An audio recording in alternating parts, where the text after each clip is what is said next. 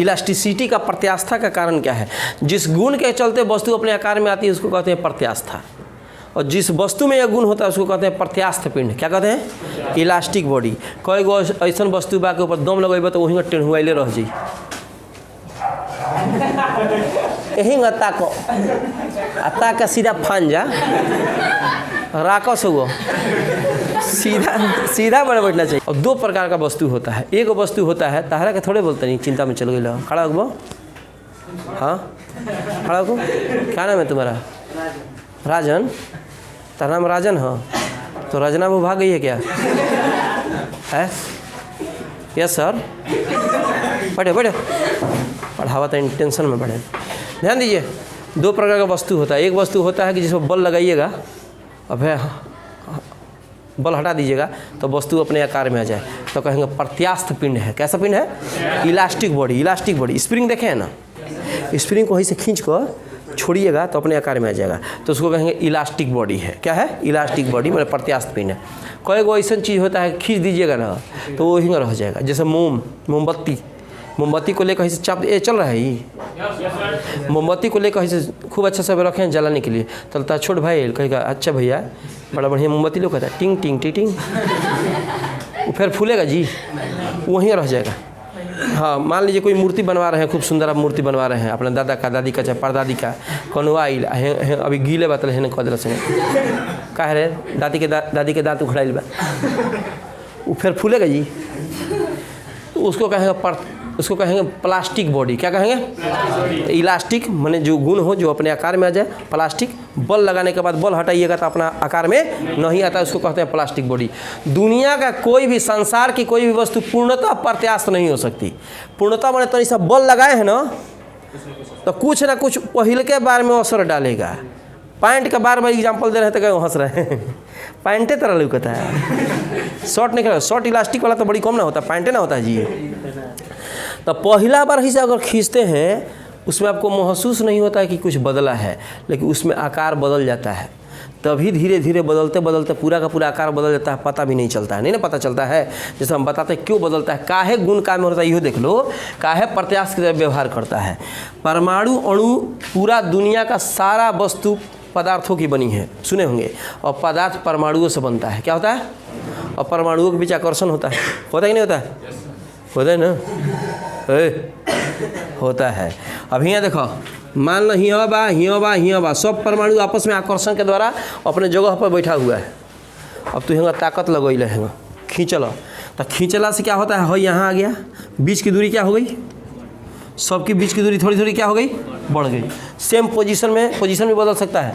Same position में क्या हुआ? दूरी बढ़ गई, लेकिन एक आकर्षण कायम बा। तो इसका आकर्षण कायम है, जो बल हटाइएगा बच्चा टाक से ना लग जाएगा। ठीक है, जैसे आप हैं, आपका नाम क्या है? हाँ, शुभम जी हैं, शुभम जी। हाँ, यहाँ है शुभम बू। ध्यान दीजिए, समझिए पहले, और दोनों के बीच प्रेम मोहब्बत है। इतना प्रेम मोहब्बत है कि ये बिना देखले इसको नहीं रह सकता, ये बिना देखले इसको नहीं रह सकता, और दोनों एक दूसरे से वार्तालाप भी कर रहा है। जब ना तब उसी के दुआरी से होकर जाता है, ठीक हो? तो हाँ ठीक है। और ये बात इनको पिताजी को पता चला, और शुभम वो के पिताजी को भी पता चला। अब शुभम वो के पिताजी शुभम वो को कूच दिए और इनके पिताजी इनको कूच दिए। बल लगा, अलग हो गए थोड़े दिन, लेकिन अभी दोनों का आकर्षण चल रहा था, अभी दोनों का खिंचाव चल रहा था, क्या कि दोनों छपरे में बड़े सभी।